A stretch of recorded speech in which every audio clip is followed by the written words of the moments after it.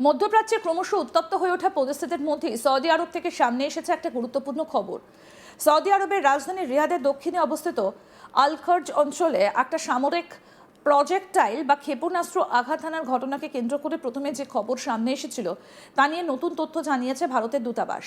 সোমবার ভারতের দূতাবাস জানিয়েছে এই ঘটনায় কোনো ভারতীয় নাগরিকের প্রয়াণ হয়নি। প্রাথমিক কিছু রিপোর্টে বলা হয়েছিল এই হামলায় একজন ভারতীয় নাগরিক জানে শেষ হয়ে গিয়েছেন, কিন্তু পরে সেই তথ্য সংশোধন করে ভারতের দূতাবাস জানিয়েছে ঘটনায় জড়িত একমাত্র ভারতীয় নাগরিক জীবিত রয়েছেন এবং বর্তমানে চিকিৎসাধীন। সৌদি আরবে অবস্থিত ভারতের দূতাবাস সামাজিক যোগাযোগ মাধ্যমে একটা বার্তা প্রকাশ করে এই বিষয়টা পরিষ্কার করে। সেখানে বলা হয়েছে আল খার্জে ঘটে যাওয়া এই দুঃখজনক ঘটনায় কোনো ভারতীয় নাগরিকের মৃত্যু না হওয়াটা স্বস্তির খবর। দূতাবাস আরও জানিয়েছে তারা এই ঘটনার পর থেকে সৌদি আরবের সংশ্লিষ্ট কর্তৃপক্ষের সঙ্গে নিয়মিত যোগাযোগ রাখছে। ভারতীয় দূতাবাসের কাউন্সিলর, যিনি কমিউনিটি ওয়েলফেয়ার বিষয়ক দায়িত্বে রয়েছেন, শ্রী ওয়াই সাবির ঘটনাটা জানার পরপরই আল খার্জে যান। রবিবার রাতেই তিনি সেখানে গিয়ে আহত ভারতীয় নাগরিকের সঙ্গে দেখা করেন। জানা গেছে ওই ভারতীয় ব্যক্তি বর্তমানে আল খার্জের একটা সরকারি হাসপাতালে চিকিৎসা করাচ্ছেন।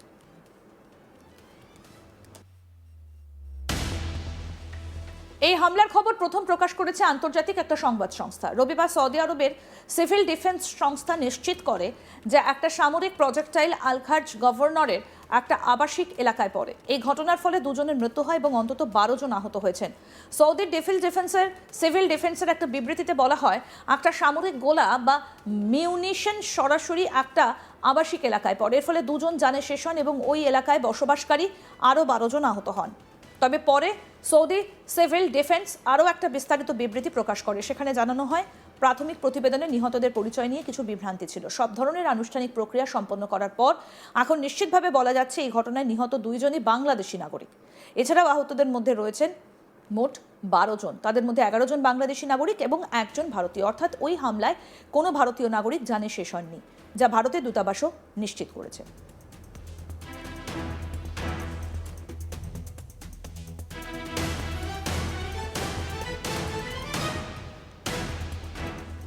এর আগে সৌদি আরবের সিভিল ডিফেন্সের প্রাথমিক বিবৃতিতে বলা হয়েছিল একটা অজ্ঞাত সামরিক প্রজেক্টাইল আবাসিক এলাকায় আঘাত হানার ফলে একজন ভারতীয় এবং একজন বাংলাদেশি নাগরিক জানে শেষ হয়েছেন, কিন্তু পরবর্তী তদন্ত এবং যাচাইয়ের পর সেই তথ্য সংশোধন করা হয়। যদিও সৌদি আরবের সরকারি বিবৃতিতে সরাসরি ইরানের নাম উল্লেখ করা হয়নি, তবে এর কিছুক্ষণ আগেই ইরানের বিপ্লবী গার্ড বাহিনী রেভলিউশনারি গার্ডস দাবি করেছিল যে তারা সৌদি আরবের বিভিন্ন স্থানে অবস্থিত রাডার সিস্টেমকে লক্ষ্য করে হামলা চালিয়েছে। তাদের বক্তব্য অনুযায়ী সেই লক্ষ্যবস্তুগুলোর মধ্যে আল খার্জ এলাকাও ছিল। আল খার্জ এলাকা সৌদি আরবের একটা অত্যন্ত গুরুত্বপূর্ণ স্থান। এই অঞ্চলে সৌদি আরবের অন্যতম বড় এবং গুরুত্বপূর্ণ বিমান ঘাঁটি বা এয়ারবেস রয়েছে। সেই কারণে সামরিক দিক থেকে এলাকাটার কৌশলগত গুরুত্ব অনেক বেশি। গত 1 সপ্তাহ ধরে এই অঞ্চলে বারবার হামলার টার্গেটে পরিণত হয়েছে বলে জানা গেছে। বিশ্লেষকদের মতে ইরান বর্তমানে উপসাগরীয় অঞ্চলের কয়েকটা দেশের বিরুদ্ধে ক্ষেপণাস্ত্র এবং ড্রোন হামলা বাড়িয়ে দিয়েছে। এই হামলাগুলো মূলত আমেরিকা এবং ইসরায়েলের সামরিক অভিযানের পাল্টা প্রতিক্রিয়া হিসেবে চালানো হচ্ছে বলে দাবি করা হচ্ছে। এর ফলে মধ্যপ্রাচ্যের এই সংঘাত ধীরে ধীরে আরও বিস্তৃত আকার নিচ্ছে। সবথেকে উদ্বেগজনক বিষয় হলো এই ধরনের হামলা যখন সামরিক ঘাঁটি বা কৌশলগত স্থাপনাকে লক্ষ্য করে চালানো হয়, তখন অনেক সময় তার আশপাশের আবাসিক এলাকাও ক্ষতিগ্রস্ত হয়ে পড়ে। আল খার্জের ঘটনাতেও ঠিক সেটাই দেখা গিয়েছে। সামরিক ঘাঁটির কাছাকাছি একটা আবাসিক এলাকায় প্রজেক্টাইল পড়ে যাওয়ায় সাধারণ মানুষ হতাহত হয়েছেন। এই ঘটনায় আবার দেখিয়ে দিচ্ছে যে যুদ্ধ বা সামরিক সংঘাতের প্রভাব শুধু সেনাবাহিনীর মধ্যে সীমাবদ্ধ থাকে না। অনেক সময় সাধারণ মানুষের জীবনও এর ফলে বিপদের মুখে পড়ে। বিশেষ করে উপসাগরীয় দেশগুলোতে বিপুল সংখ্যক দক্ষিণ এশীয় শ্রমিক কাজ করেন। ভারত, বাংলাদেশ, পাকিস্তান এবং নেপালের লক্ষ লক্ষ মানুষ এই অঞ্চলে কর্মরত। এই শ্রমিকেরাই মূলত নির্মাণ, পরিষেবা এবং বিভিন্ন শিল্প খাতে গুরুত্বপূর্ণ ভূমিকা পালন করেন। কিন্তু যখন এই অঞ্চলে সংঘাত বা সাময়িক উত্তেজনা বাড়ে, তখন সবচেয়ে বেশি ঝুঁকির মুখে পড়েন এই অভিবাসী শ্রমিকেরাই।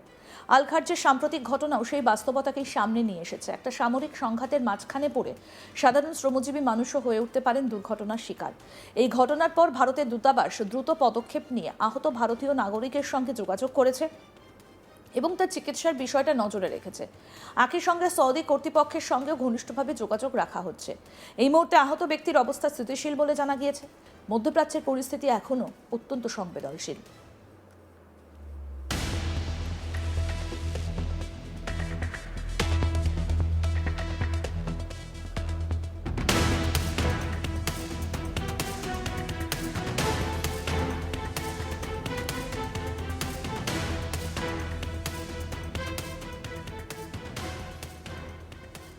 বিশ্লেষকরা মনে করছেন যদি উত্তেজনা আরও বাড়তে থাকে তাহলে তার প্রভাব গোটা উপসাগরীয় অঞ্চলে ছড়িয়ে পড়তে পারে। তারা আরও মনে করছেন আল-খার্জের এই ঘটনা আবার মনে করিয়ে দিল যুদ্ধ বা সামরিক সংঘাতের সবথেকে বড় মূল্য অনেক সময় সাধারণ মানুষকেই দিতে হয়।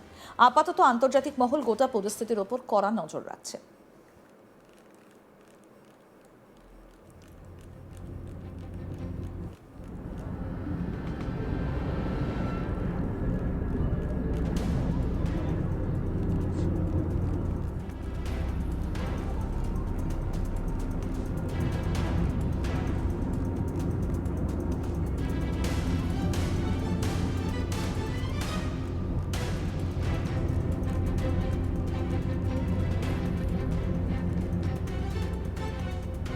মধ্যপ্রাচ্যে ক্রমশ উত্তপ্ত হয়ে ওঠা পরিস্থিতির মধ্যে সৌদি আরব থেকে সামনে এসেছে একটা গুরুত্বপূর্ণ খবর। সৌদি আরবের রাজধানী রিয়াদের দক্ষিণে অবস্থিত আল-খার্জ অঞ্চলে একটা সাময়িক প্রজেক্টাইল বা ক্ষেপণাস্ত্র আঘাত হানার ঘটনাকে কেন্দ্র করে প্রথমে যে খবর সামনে এসেছিল তা নিয়ে নতুন তথ্য জানিয়েছে ভারতের দূতাবাস।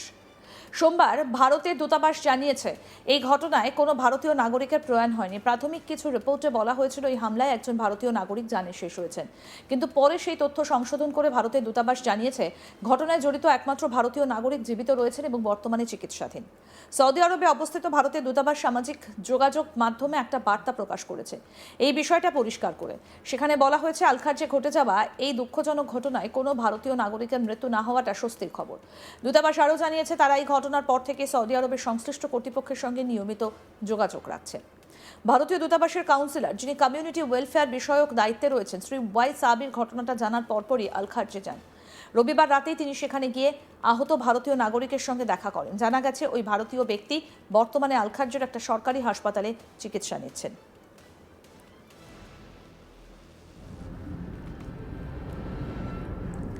এই হামলার খবর প্রথম প্রকাশ করেছে আন্তর্জাতিক একটা সংবাদ সংস্থা। রবিবার সৌদি আরবের সিভিল ডিফেন্স সংস্থা নিশ্চিত করে যে একটা সামরিক প্রজেক্টাইল আল-খার্জ গভর্নরেটরের একটা আবাসিক এলাকায় পড়ে। এই ঘটনার ফলে দুজনের মৃত্যু হয়েছে এবং অন্তত 12 জন আহত হয়েছেন। সৌদি ডিফেন্সের এক বিবৃতিতে বলা হয় একটা সামরিক গোলা বা মিউনিশন সরাসরি একটা আবাসিক এলাকায় পড়ে।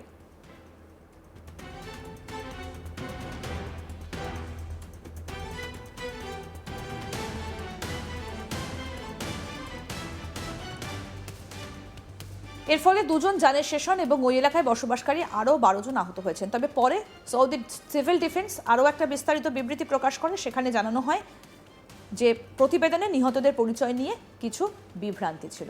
পরে পুরো বিষয়টা স্পষ্ট করে তুলে ধরা হয়েছে। আরও আপডেট পেতে দেখতে থাকুন আজ তাক বাংলা। সাবস্ক্রাইব করুন, নোটিফিকেশন পেতে বেল বাটন অপশন প্রেস করুন।